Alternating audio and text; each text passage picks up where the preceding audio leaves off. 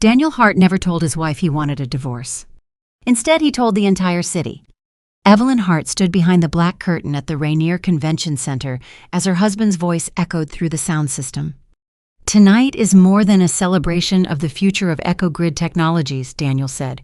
"It also marks a new chapter for my family." Evelyn slowly lifted her eyes from the tablet in her hands. On the giant live screen, Daniel stood beneath the scale model of Harborline Tower, the largest project EchoGrid had ever undertaken. The tower's vibration control system had been built on a patent Evelyn created 11 years earlier. Hundreds of investors filled the audience. A local business television network was broadcasting the entire event live. Daniel rested one hand on the podium. The sorrow on his face looked convincing enough to make anyone believe the words he was about to say were hurting him. "After many difficult months, Evelyn and I have decided to separate. Due to her recent health concerns, she will also be stepping away from all leadership responsibilities at EchoGrid." Silence swept across the hall. Evelyn barely heard another word. There had never been a decision to separate. There had never been a conversation about divorce. There had never been any health issue that prevented her from leading the company.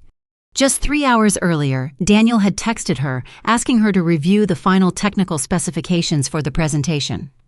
He had ended the message with a red heart. Now, with a single speech, he was erasing her from both their marriage and the company they had built together. The assistant standing beside her turned pale. "Mrs. Hart, I thought you already knew." Evelyn said nothing. Instead, her eyes drifted toward Naomi Keene, chair of EchoGrid's board of directors, seated in the front row. Naomi had been one of the first investors to believe in Evelyn's prototype. She had always insisted that no project should ever place profit above safety. But tonight, Naomi never once looked toward the backstage curtain. Her hands rested stiffly on her lap while her phone kept lighting up inside her jacket pocket. Then Serena Vale walked onto the stage. Serena was EchoGrid's Director of Communications. She wore a white dress, her blonde hair neatly pinned back. As she approached Daniel, her hand rested on his arm just a little longer than professional courtesy required. Yet that wasn't what sent a chill through Evelyn. Pinned to Serena's dress was an emerald brooch that had once belonged to Evelyn's mother. The brooch had disappeared from their safe 2 months earlier. Daniel had insisted Evelyn must have misplaced it. Now Serena wore it proudly before thousands of people. In that instant, Evelyn understood something. The divorce hadn't begun tonight. Neither had Daniel's relationship with Serena. This entire broadcast had been planned long before she ever stepped into the convention center. Daniel continued speaking about responsibility, stability, and investor confidence. He transformed betrayal into what sounded like the perfect corporate announcement. Evelyn's phone vibrated nonstop. Messages from board members. Messages from reporters. Messages from her younger sister. Then another message appeared from an unknown number. "Don't go on stage. They're waiting for you to react. Read Clause 17 in your patent licensing agreement." There was no name. Only a single letter. R. Evelyn immediately opened the legal files stored on her tablet. 11 years earlier, before EchoGrid had an office, employees, or investors, she had invented a structural sensing system capable of detecting and neutralizing dangerous vibrations inside high-rise buildings. The patent did not belong to EchoGrid. It belonged to Evelyn. The company had only been granted permission to use it under a long-term licensing agreement. Over the years, Daniel had repeatedly asked her to transfer ownership to the company. She had always refused. Her father had helped her build the very first prototype inside the family garage. Clause 17 was clear.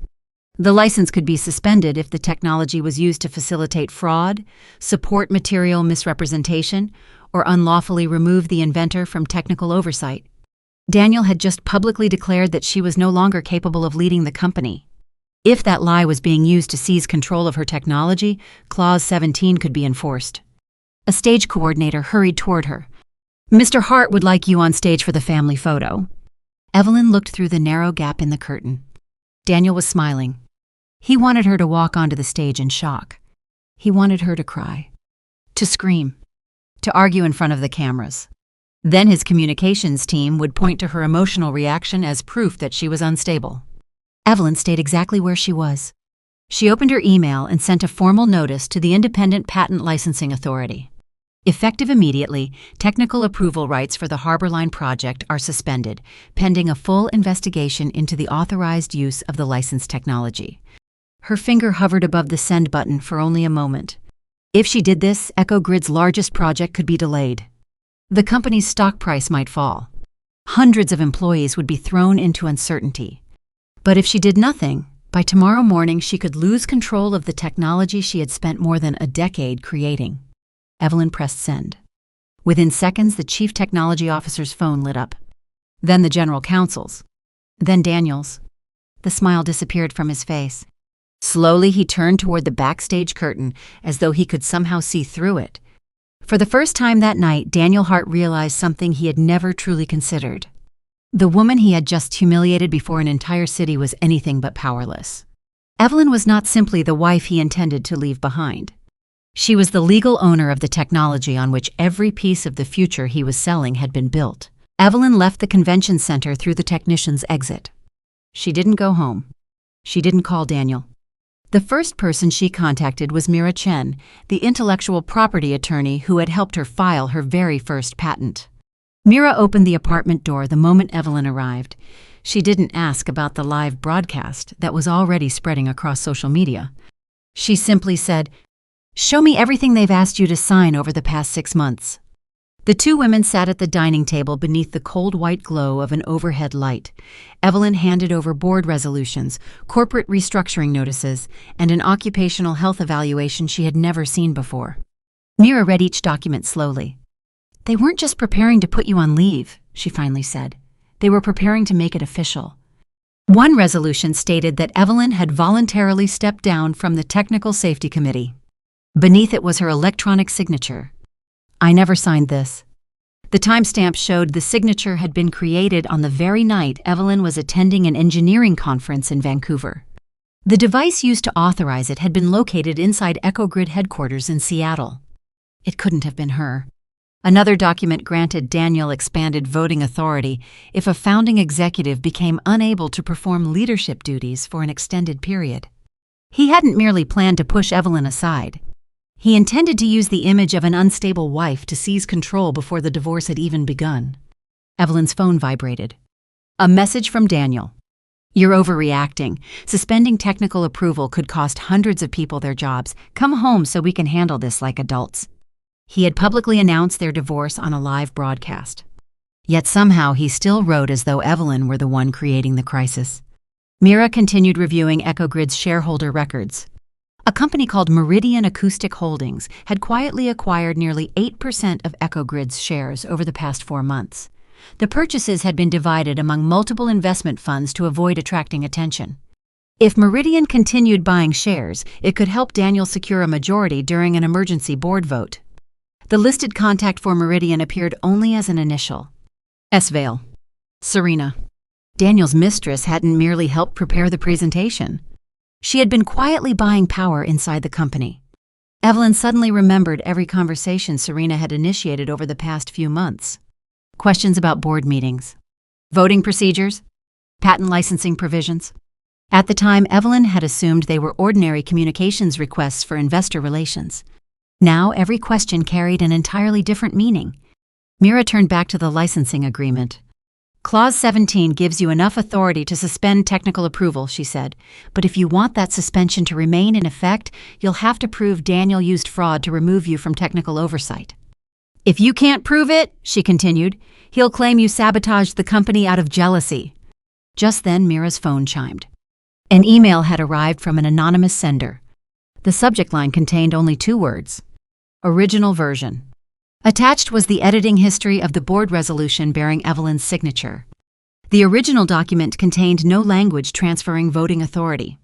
That section had been added 3 days after Evelyn had signed an entirely different document. The editing history showed the changes had been made using the internal legal account of Evelyn Hart. Rowan was Daniel's older sister. She had also served as EchoGrid's general counsel. She had disappeared from the company 2 weeks earlier. Daniel claimed she had taken leave because of a family emergency. The anonymous email was signed with only 1 letter. Bruh. Evelyn finally understood. The person warning her had been Rowan all along. Mira immediately called Rowan's old number. No one answered. Several minutes later, another message appeared. Don't come to my house. They've revoked all my access. If you want to know what Daniel has done with your patent, check the South Dock laboratory before they clear it out tomorrow morning." South Dock was a confidential research facility where EchoGrid had been developing its next generation of structural sensors. 3 weeks earlier, Evelyn's security clearance had been revoked under the explanation of a routine security upgrade. She hadn't questioned it. Now she understood. They hadn't been protecting the laboratory from outsiders. They had been protecting a secret from its own inventor. Mira immediately began preparing the legal paperwork confirming that Evelyn still retained inspection rights over any equipment operating under her patented technology. Before leaving the apartment, Evelyn replayed the live broadcast one more time on her phone. Naomi was still seated in the front row. When Daniel announced that Evelyn was no longer capable of leading the company, Naomi never applauded. Instead, she looked down at her phone, as though she were waiting for something. Evelyn still didn't know whether Naomi was an ally, or the person who had quietly allowed the entire takeover to happen.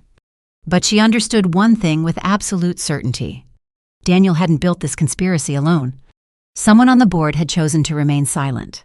Someone had helped him. And perhaps someone else was simply waiting for the right moment to turn against him. The South Dock laboratory was hidden beneath an aging warehouse near the port of Seattle.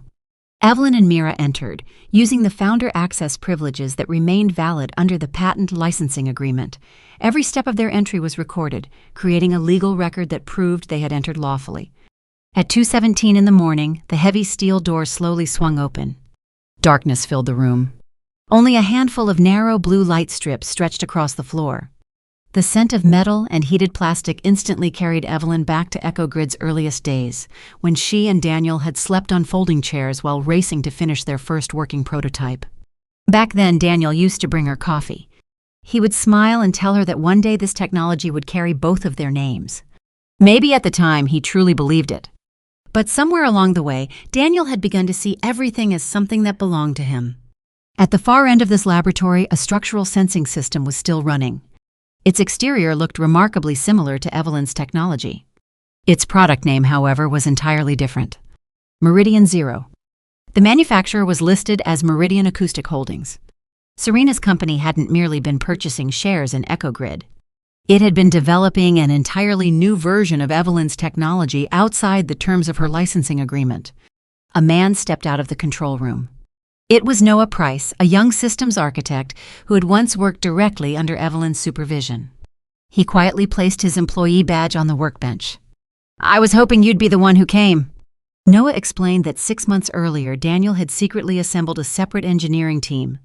The engineers had been told this was simply a contingency project in case Evelyn's health prevented her from continuing her work.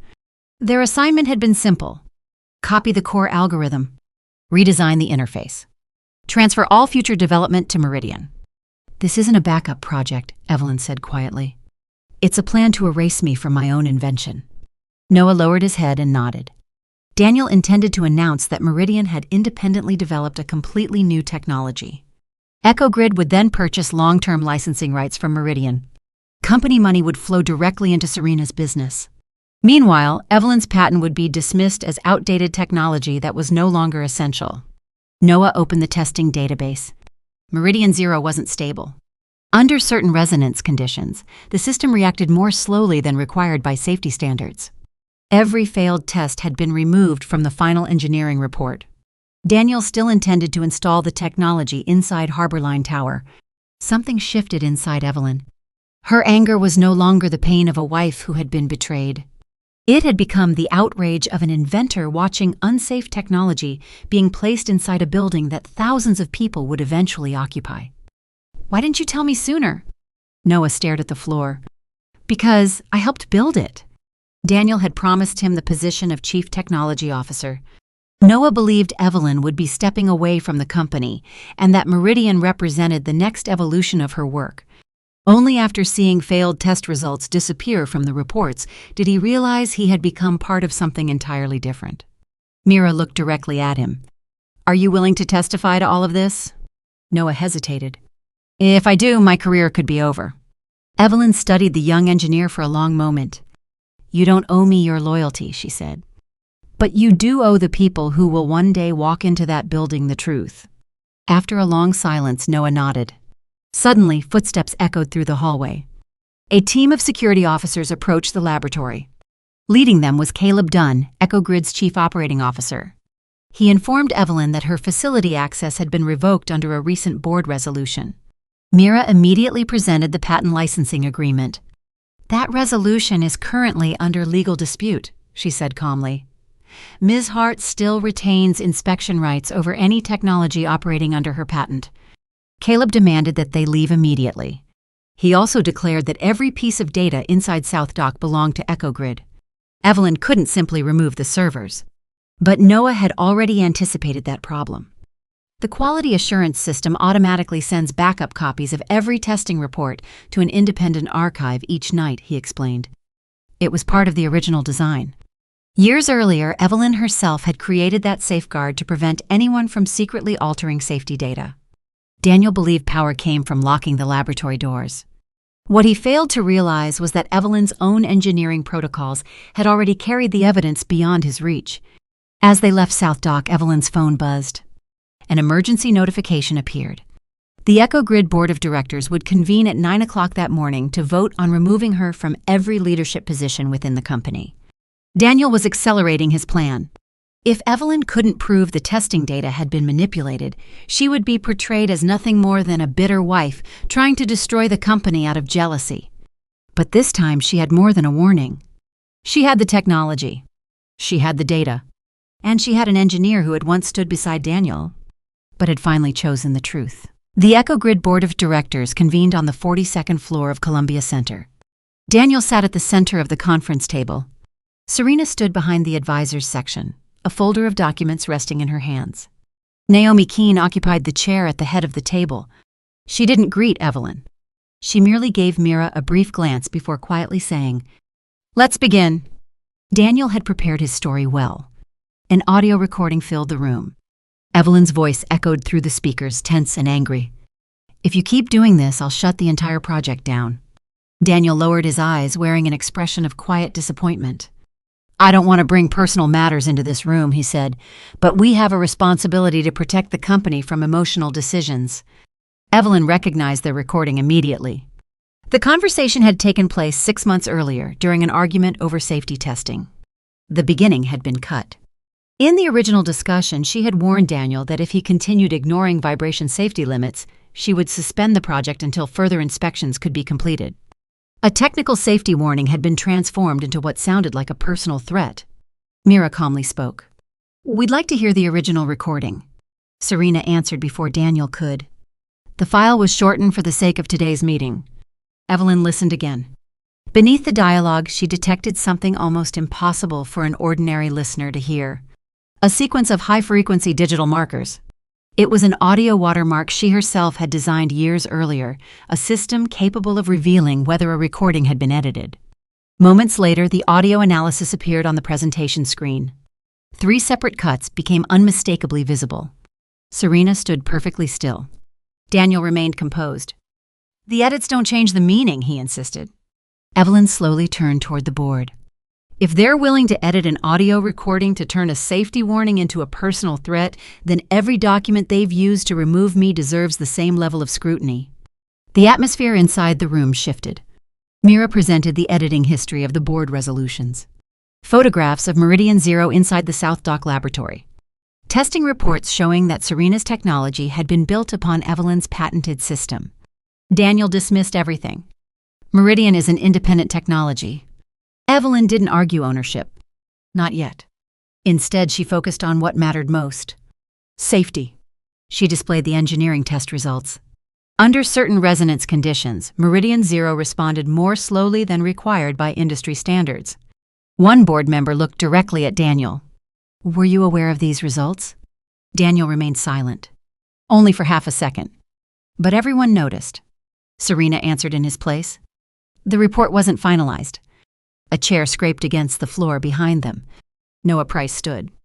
"It was finalized." His voice was steady. "I was instructed to remove every failed test from the final presentation." Daniel turned sharply toward him. "You're misunderstanding our internal review process." Without another word, Noah placed his employee badge on the conference table. "I'm the engineer who wrote the testing software. For the first time, Daniel had no explanation capable of hiding behind polished corporate language. Yet he still possessed voting control. The board proceeded to the vote. 3 directors voted to suspend Evelyn. 3 voted against it. The deciding vote belonged to Naomi. She looked directly at Evelyn. "I cannot allow Mrs. Hart to continue leading the company while it's facing a crisis." Daniel quietly released the breath he'd been holding. Across the table, Evelyn felt the room closing in around her. Then Naomi continued, "But I also cannot allow Mr. Hart to remain in charge while credible evidence suggests that critical safety data has been concealed." She proposed that both Daniel and Evelyn be temporarily removed from day-to-day operations. An independent technical audit would immediately take control of the investigation. It wasn't a victory. Evelyn still lost control of the company she had helped build. Daniel hadn't been removed either. When the meeting ended, she walked out carrying the strange feeling that someone had just taken away a piece of her life. Outside the boardroom, reporters rushed toward her. "Mrs. Hart, are you using your patent to take revenge on your husband?" Evelyn kept walking. She never answered. Inside the elevator, her phone vibrated. A message from Rowan. "Naomi didn't betray you. She needed to keep Daniel inside the meeting long enough for the forensic auditors to copy the company's servers." Evelyn stared at the screen. Naomi had willingly accepted being seen as the woman who turned against Evelyn, all to protect the evidence before Daniel could destroy it. But understanding her decision didn't make it hurt any less. Being right wasn't the same as winning. Sometimes an ally could still wound you, because protecting something greater demanded a painful choice. A few minutes later, another message arrived, this time from Naomi herself. "I'm sorry. I couldn't warn you. Daniel has been monitoring every communication involving the board." Attached beneath the message was a file extracted directly from EchoGrid's servers. Its title read, "Succession Project." Evelyn opened the first page. She quickly realized something even more disturbing than Daniel's attempt to force her out of the company. He wasn't simply planning to remove her from EchoGrid. He was preparing to sell the entire company. Evelyn didn't release the Succession Project documents to the public. Mira insisted they remain confidential until their source could be fully verified. While the forensic auditors continued copying EchoGrid servers, Evelyn returned to the house she had once shared with Daniel, searching for the original records connected to her patent. The safe in the study had already been opened. The engineering blueprints were still there. But her father's notebook was gone. Inside that notebook were the original calculations and design notes proving that Evelyn had developed the technology long before EchoGrid ever existed. If Daniel intended to claim the patent belonged to the company, that notebook was the one piece of evidence he needed to erase. Evelyn called her younger sister, Lily Monroe. Lily fell silent the moment she heard about the missing notebook. Then she confessed. Daniel had come to her house a week earlier. He told her Evelyn had been going through a difficult time and asked for the key to their late father's old house so he could retrieve some family documents. Lily had believed him. The sisters drove to their father's old home on the outskirts of Tacoma. His workshop remained almost exactly as it had been on the day he died. One cabinet stood open. The notebook was gone. Lily burst into tears. "I'm the one who gave him the key." Evelyn wrapped her arms around her sister. "Trusting someone isn't a mistake," she said softly. "Choosing to abuse that trust is." As they searched through the workshop, Lily discovered an envelope tucked beneath an old wooden workbench. Inside were photographs of several pages from the missing notebook. There was also a handwritten letter from Rowan. She had reached the workshop before Daniel. Knowing he would eventually come looking for the notebook, Rowan had moved the original into a secure legal archive. But the letter revealed something even more shocking. Serena's legal name was Serena Vale Hart. She had once been married to Michael Hart, Daniel's younger brother, who had passed away years earlier. Serena wasn't simply EchoGrid's director of communications. She was Daniel's former sister-in-law. After Michael's death, Daniel had become the trustee responsible for managing the inheritance fund established for Serena's daughter. Meridian Acoustic Holdings had been created using money connected to that trust. Evelyn read the letter again. And then once more. Daniel hadn't merely hidden a personal relationship with Serena. He had been using money intended for his own niece to purchase EchoGrid shares and tighten his control over the company. Serena had concealed her true identity from the board. But Evelyn still didn't know how much Serena actually understood about where the money had come from. Mira began reviewing the trust records. If Daniel used the beneficiary's assets for his own personal gain without independent approval, she explained, he may have violated his fiduciary duty. At that exact moment, Evelyn's phone rang. It was Serena. Her voice had lost every trace of confidence. Daniel said you took the South Dock data, she said. He says you're trying to destroy the company. Evelyn didn't respond to the accusation. Instead, she asked one question. Where did the money that bought Meridian's shares come from? Silence. Then Serena finally answered. It came from family assets. Evelyn's voice remained calm. Your daughter's assets. Another long silence followed. Then Serena ended the call. That hesitation told Evelyn everything she needed to know. The question had reached the one truth Serena feared most. Later that evening, Naomi sent Evelyn the complete version of the succession project. Once Evelyn had been removed from EchoGrid, Daniel planned to transfer all technical authority to Meridian. Serena would become the company's chief brand officer. Naomi herself would be removed as chair of the board. After Harborline Tower received final approval, Daniel intended to sell most of EchoGrid to a foreign corporation. He had never planned to build the company's future. He had planned to sell it. That same night, Serena confronted Daniel at his house. She demanded access to every record connected to her daughter's trust. Daniel refused. He told her she didn't understand financial structures and should leave those matters to him while focusing on communications. Serena attempted to use her authority within Meridian to freeze additional share purchases. Only then did she discover something she had never realized. She didn't possess final signing authority. Daniel had made her the public face of the company while quietly retaining complete control through a separate legal agreement. Serena still didn't run to Evelyn. She was still trying to save her own position. She contacted her private attorney, demanded access to the trust records, and searched for a way to keep Daniel on her side. But by the following morning, everything changed. Serena received formal notice that Daniel had petitioned for expanded financial control over her daughter's trust. His justification was painfully familiar. He claimed Serena had become emotionally unstable. He was using the very same strategy he had once used against Evelyn. Only then did Serena finally understand the truth. She had never been Daniel's partner. She had simply been the next person placed exactly where he wanted her. So he could control her too. Serena didn't go to Mira's office right away. She spent nearly an entire day trying to regain access to Meridian, calling board members and demanding that Daniel explain what was happening. No one answered. Late that afternoon, Daniel finally sent her a short message. Don't become another problem I have to deal with. Serena read the sentence over and over. It sounded exactly like the way he had once spoken to Evelyn. Just before midnight, Serena walked into Mira's office carrying a small metal box. I'm not here to ask for forgiveness, she said quietly. I'm here because Daniel is stealing my daughter's future. Evelyn didn't invite her to sit. Serena admitted that her relationship with Daniel had begun after Michael's death. Daniel had helped her deal with debt, manage her daughter's inheritance trust, and keep the family business afloat. He had told her his marriage to Evelyn existed only on paper. When Meridian was created, Daniel claimed it was meant to protect Serena's daughter's future. Serena admitted she knew they were hiding their relationship. She knew Daniel intended to force Evelyn out of EchoGrid. She knew the communications team had been creating a narrative about Evelyn's health. But she insisted she had never known Meridian's technology failed to meet safety standards. She also claimed she didn't know that most of the money used to purchase Meridian's shares had come from her daughter's trust. Evelyn wasn't convinced.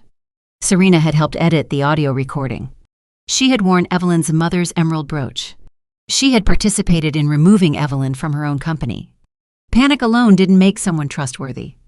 The metal box contained Daniel's old phone.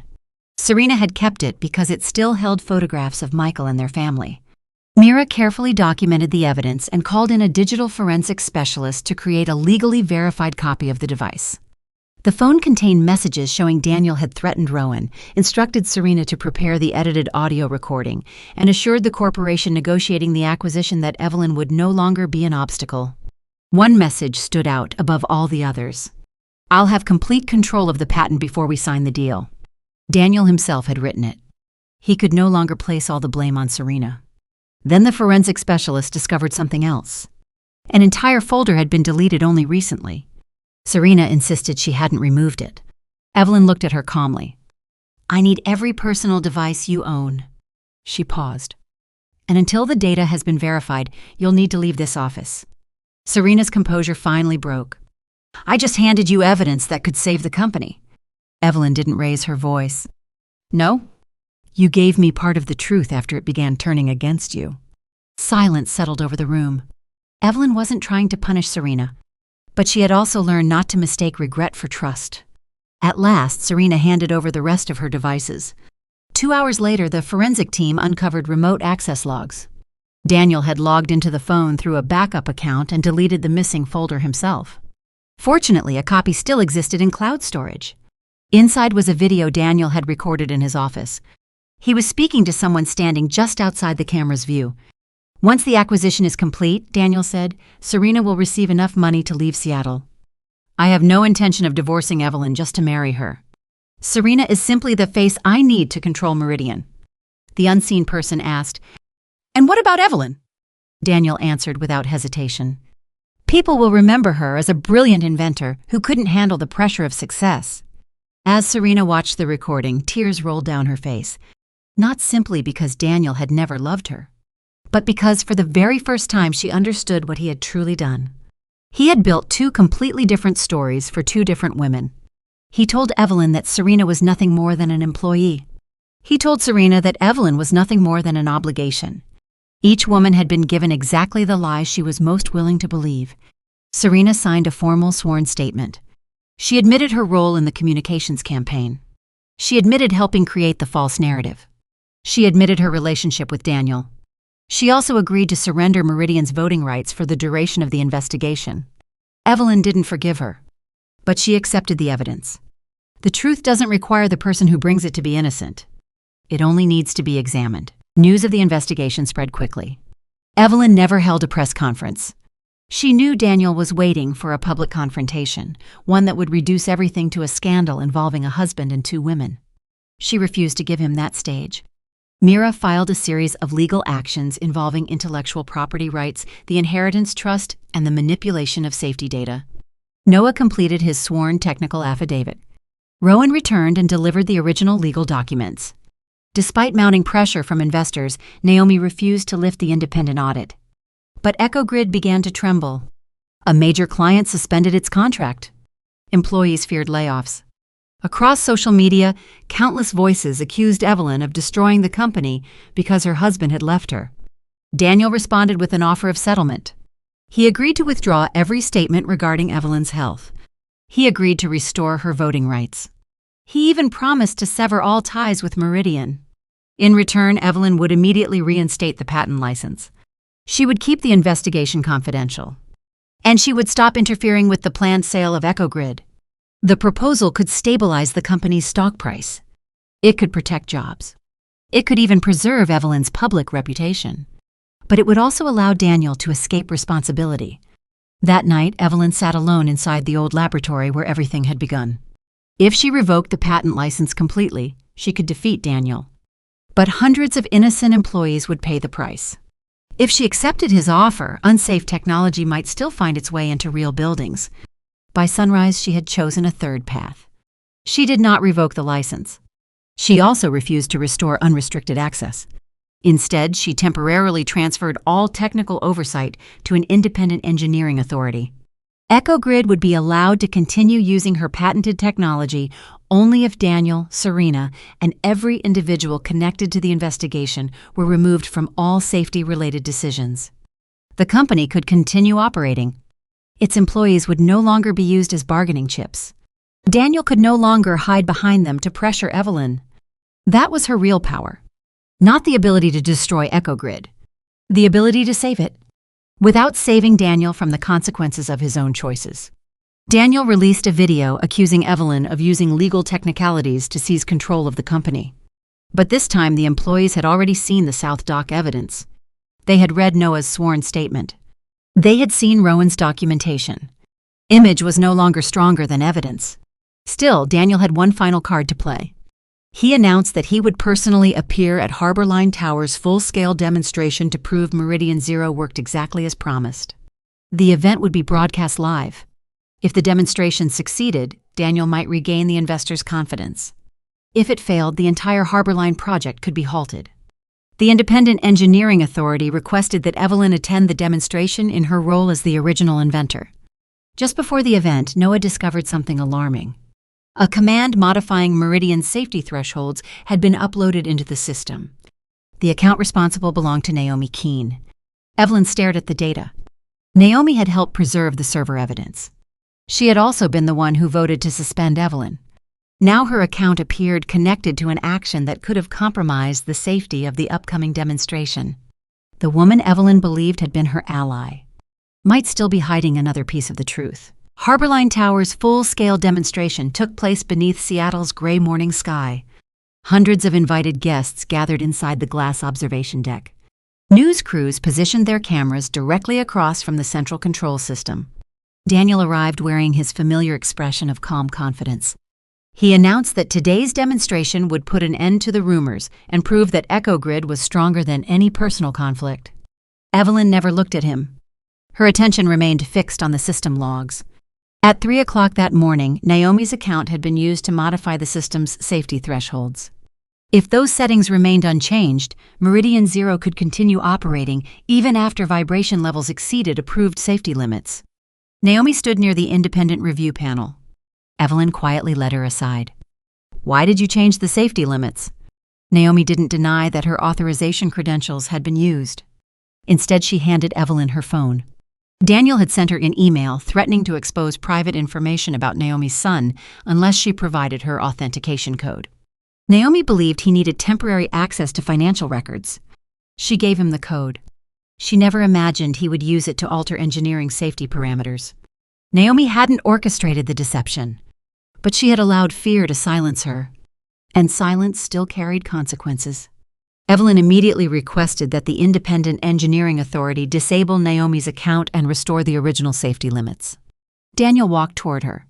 "You don't have the authority to interfere." "I have the responsibility to stop this demonstration if the data has been altered," Evelyn answered. "If you stop it now," Daniel replied, "the entire city will think you're afraid the system actually works." Once again, he tried to pull her into a battle over public perception. Evelyn had no interest in winning for the cameras.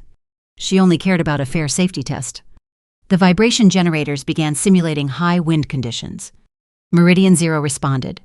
For the first few seconds, everything appeared perfectly stable. Daniel smiled. Then the delay appeared. Tiny. Almost impossible to detect with the naked eye. But Evelyn's original sensor system immediately recorded a phase deviation. She instructed the engineers to maintain the current testing intensity. "Do not increase the load," Daniel objected. He wanted the demonstration pushed to its maximum design limits. The Independent Engineering Authority sided with Evelyn. Seconds later, Meridian Zero began oscillating in ways the simulation hadn't predicted. The safety system automatically transferred control to Evelyn's original stabilization module. The tower quickly returned to a stable condition. No one was injured. There was no panic. No dramatic collapse. But the outcome was undeniable. Meridian Zero had failed its independent safety evaluation. Daniel rushed toward the control console. "The data has been manipulated," he insisted. Noah calmly opened the system logs. The command that altered the safety limits had been transmitted from the device Daniel was still holding. Naomi's authentication credentials had authorized the access, but Daniel's own device had executed the command. Every television camera captured the moment. Then one of the engineering technicians noticed something unexpected inside Meridian's software module. Buried deep within the source code was a unique identification sequence. It had been written years earlier by Evelyn's father inside the very first prototype. That sequence had never appeared in any public documentation. It could only have come from the notebook that had disappeared from the family workshop. Daniel had used the original design. He could no longer claim that Meridian was an independent invention. In front of hundreds of witnesses, Evelyn's ownership wasn't proven by accusation. It was proven by the very technology Daniel had brought there to defeat her. He had chosen that stage believing it would become the greatest victory of his career. Instead, it became the place where the technology recognized the person who had stolen it. The hearing took place 3 weeks later. It wasn't a courtroom battle that would resolve everything in a single morning. The court's focus was limited to the management of EchoGrid, the patent licensing agreement, Serena's daughter's inheritance trust, and the obligation to preserve critical evidence. Mira built the case around three foundations: intellectual property, safety data, financial responsibility. Rowan presented the original licensing agreement, the document editing history, and Evelyn's father's notebook. An independent expert confirmed that the identification code found inside Meridian had originated from the original prototype created long before EchoGrid was ever founded. Noah presented the engineering reports that had been removed from the final testing documents, along with the records showing the altered safety thresholds before the Harbor Line demonstration. A trust management specialist testified that money belonging to Serena's daughter had been used to purchase EchoGrid shares without the required independent approval. Daniel's attorney struck back. He introduced an old email written by Evelyn. In it, she appeared to authorize the engineering team to use the entire foundation of her software to develop the next generation of the technology. For a few brief seconds, the atmosphere inside the courtroom shifted. If that email applied to Meridian, Evelyn's ownership claim could be seriously weakened. For the first time in weeks, Daniel looked at her with renewed confidence. Mira calmly requested the complete email chain. Daniel's legal team insisted the document was already complete. Then Rowan stood. No, that's only the first page. She presented the original email thread preserved in EchoGrid's legal archive. The missing section clearly stated that Evelyn's authorization applied only to internal research conducted under her direct supervision. It specifically prohibited transferring the source code to any outside legal entity. Meridian had never received that permission. Once again, Daniel had relied on a genuine document. And once again, he had removed the very section that no longer supported his version of the story. Serena then gave her sworn testimony. She admitted her role in the communications campaign. She admitted concealing her relationship with Daniel. She admitted participating in Meridian's attempt to seize control of the company. The courtroom did not transform her into a hero. Her testimony didn't erase her responsibility.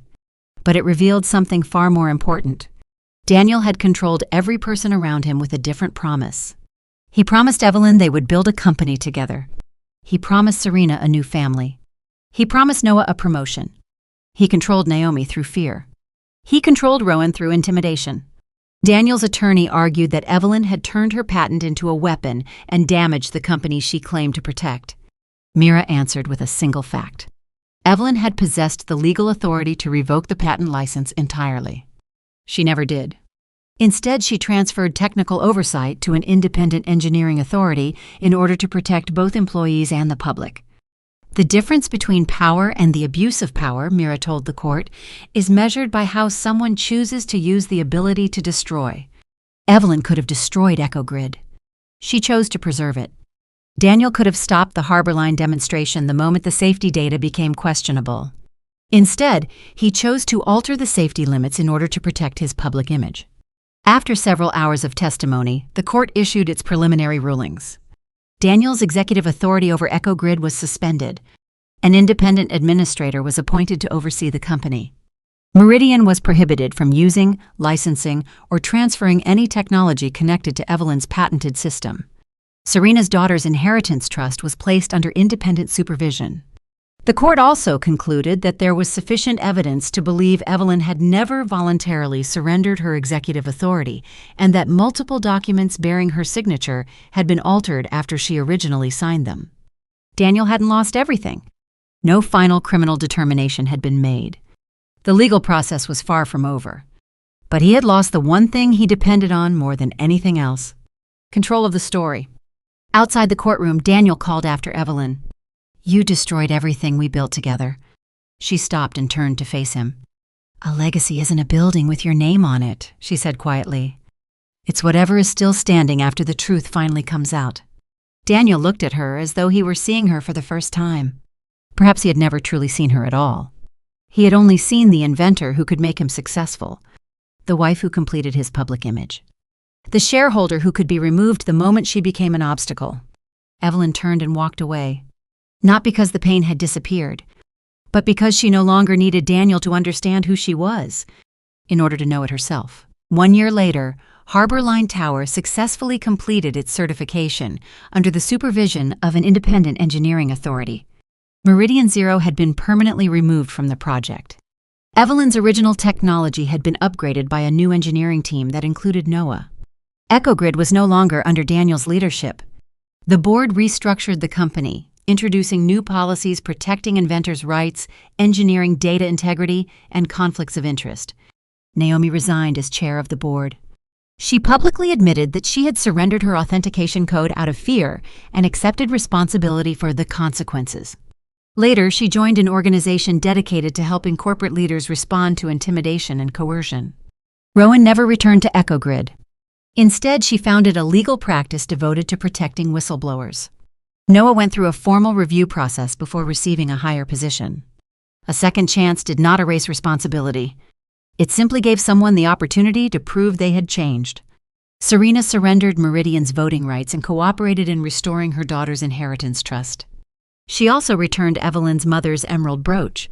Inside the box was a single handwritten note. "I wore something that never belonged to me, just as I tried to step into a life that was never meant to be mine." Evelyn carefully placed the brooch back into its case. She never wore it again. Some wounds don't need to become friendships in order to heal. Daniel faced ongoing civil litigation, corporate governance investigations, and a divorce that stretched on for months.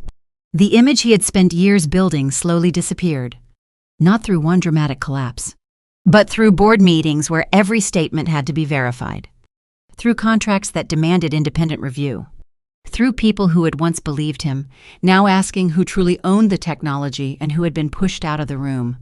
Evelyn never returned as EchoGrid's chief executive officer.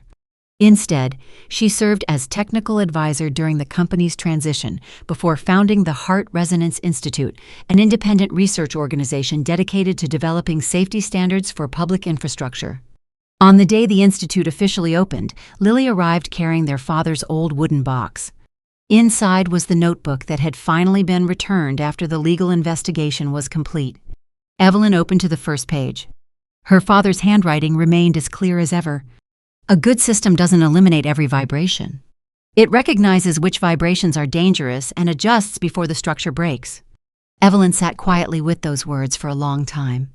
For years, she had believed strength meant enduring pressure, enduring silence, enduring pain to protect something greater than herself. Now she understood. A structure isn't strong because it never moves. It's strong because it knows when to adapt. It knows what must be preserved. And it knows which burdens can no longer be carried. Later that afternoon, Noah asked whether she wanted the Institute's primary laboratory named after her father. She smiled. Yes. A few days later, new lettering appeared across the glass entrance. Monroe Structural Safety Laboratory. Not Daniel's name. Not the name of a marriage that had already ended, but the name of the man who had helped Evelyn build her very first prototype without ever asking to own her dream. As evening settled over Seattle, Evelyn stood alone inside the laboratory. Beyond the glass walls, the city's skyline shimmered beneath the fading light. The buildings swayed ever so slightly in the wind, movements so subtle that no human eye could detect them. The sensors recorded every motion, without judgment, without omission, without changing the context. Only the truth. Her phone vibrated. A new message from Daniel. He wanted to meet before the divorce was finalized. He wanted to explain everything. Evelyn read the message once. Then she locked her phone without replying. Not because silence was a form of punishment, but because she had learned that not every explanation deserves another piece of your life. She set the phone aside and activated the testing system. 1 year earlier, Daniel had announced their divorce before an entire city because he believed the first person to speak would control the story. He had been wrong. The person who owns the story isn't the one who speaks first. It's the one who has the courage to question every word, preserve the evidence, and refuse to let pain define who they become. If Evelyn's journey made you think, we'd love to hear your perspective. What do you believe was the moment she truly reclaimed control of her life? Was it when she suspended the technical approval for Harborline? When she refused Daniel's offer of silence? Or when she chose to save EchoGrid without protecting him from the consequences of his own decisions? If this story resonated with you, please consider liking the video.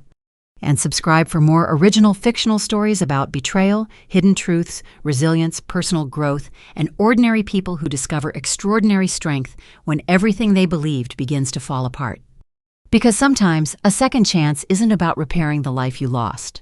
Sometimes it's about building an entirely new one on a foundation where no lie can ever stand again.